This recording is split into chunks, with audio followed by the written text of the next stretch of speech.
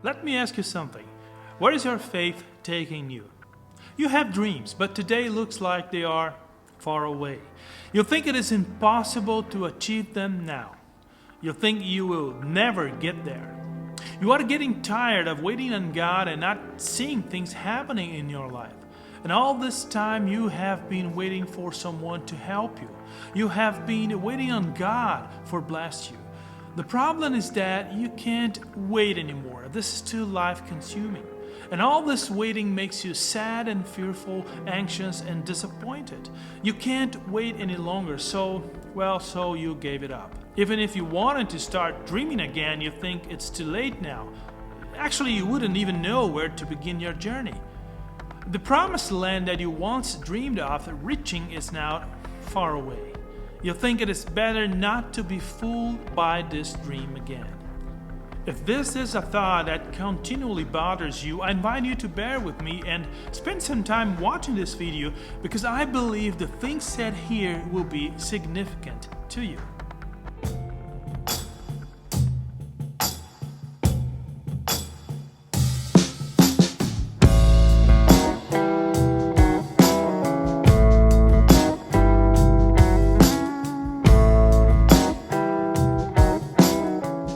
We have been talking about Hebrews chapter 11 for a while now. This is the fifth message on this chapter, and we have already seen many aspects of faith. How to please God, faith works, God has made you a promise, and God is not ashamed of you.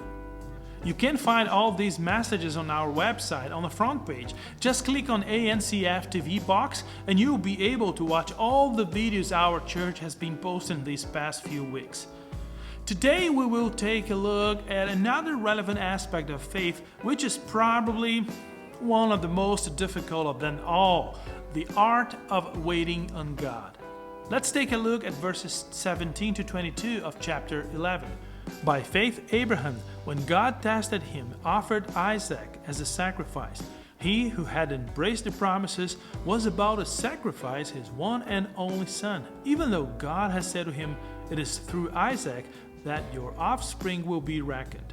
Abraham reasoned that God could even raise the dead, and so in a manner of speaking he did receive Isaac back from death. By faith Isaac blessed Jacob and Esau in regard to their future. By faith Jacob, when he was dying, blessed each of Joseph's sons and worshipped as he leaned on the top of his staff. By faith Joseph, when his end was near, spoke about the exodus of the Israelites from Egypt and gave instructions concerning the burial of his bones.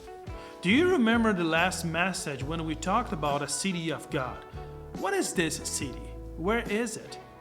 If you know what and where is it, you know where your faith is taking you. And if you find out where your faith is taking you, you have solved a big problem in your life. If you are familiar with the Bible and with the story of some of its people, you probably think that the city of God is nothing more than a reference to a spiritual city in a place called heaven.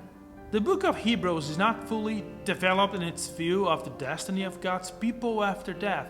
It is different, for instance, when you read Paul's teaching on the final resurrection as a future stage after death in his first letter to the Corinthians chapter 15. It is also different from the book of Revelation, which refers to the heavenly Jerusalem, the city that represents the new creation and will come down from heaven to earth as part of God's project of recreating the entire universe.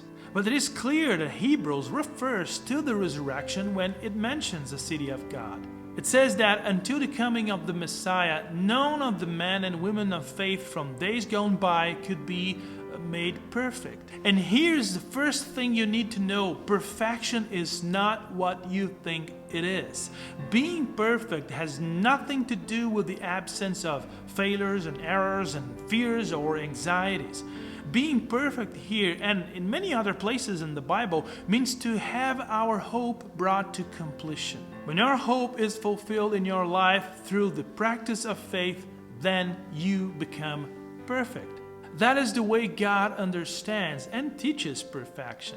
Now that you understand that perfection means having your hope fulfilled, you need to get acquainted with another term in the Bible: waiting.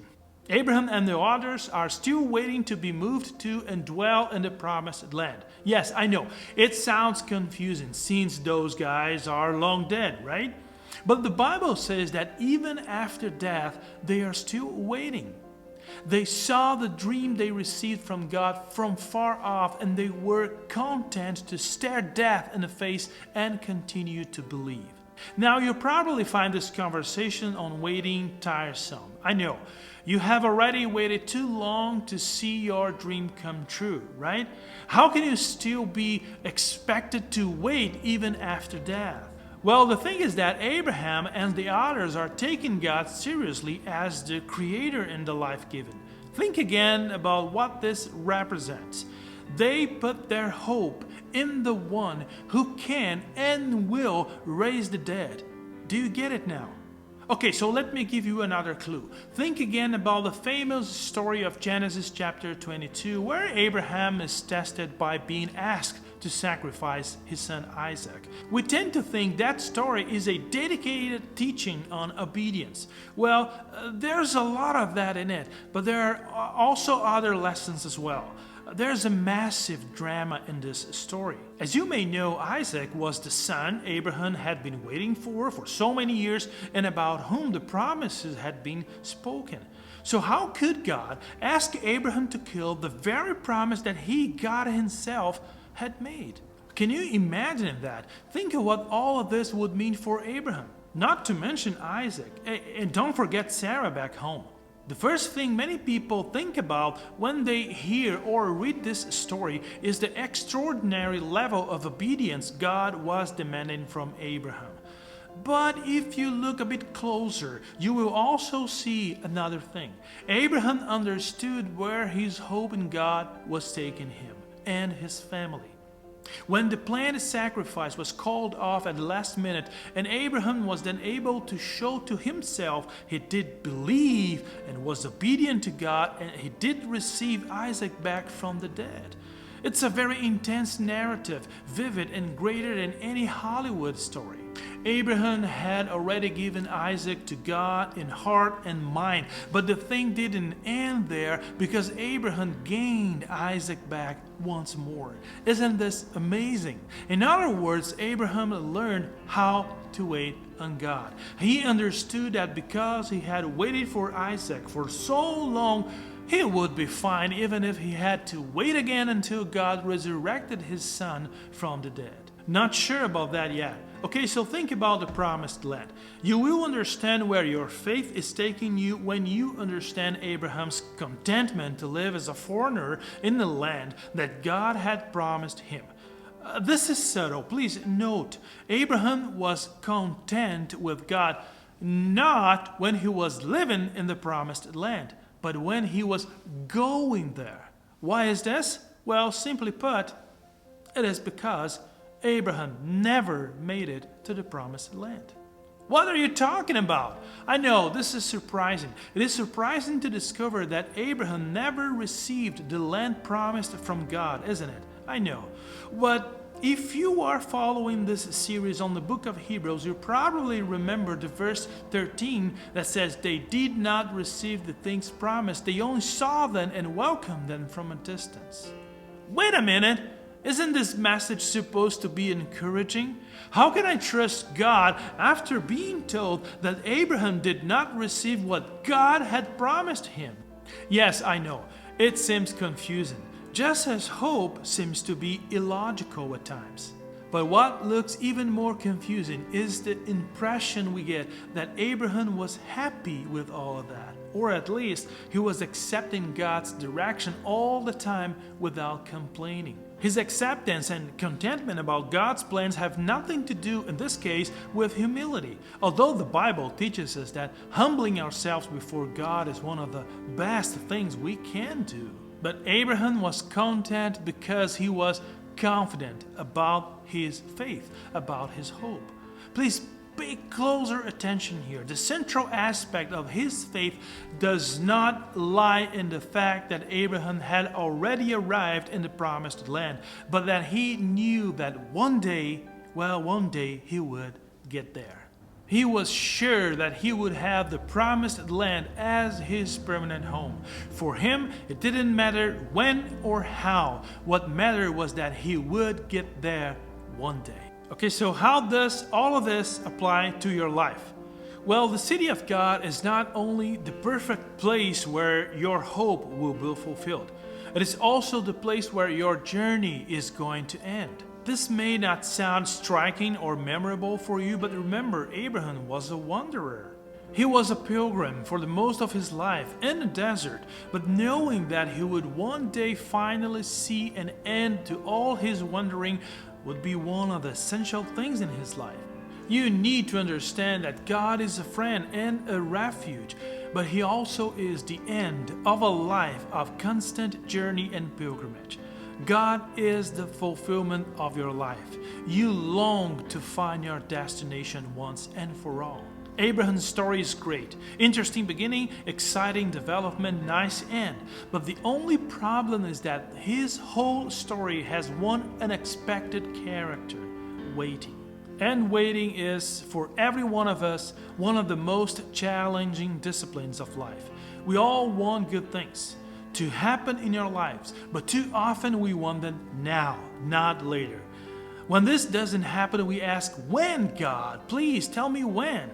Waiting is only possible when you trust, and trust is only possible when you hope. We will only see our hope fulfilled when we have faith. That is why faith is serious stuff. Without faith, we can't please God. We've seen that before, but we can't also hope and wait. Growing in the area of trusting God helps us to avoid focusing too much on the when question. You see, waiting and trust are two critical aspects involved in the circle of faith. If you want to reach your dream without waiting on God, you won't be able to rest in His promises and accept His way of doing things.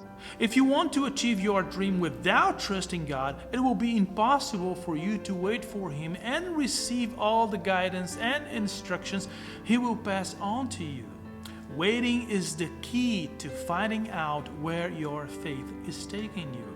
We usually put a lot of emphasis on the fact that Abraham had a strong faith, that he was known as the father of faith.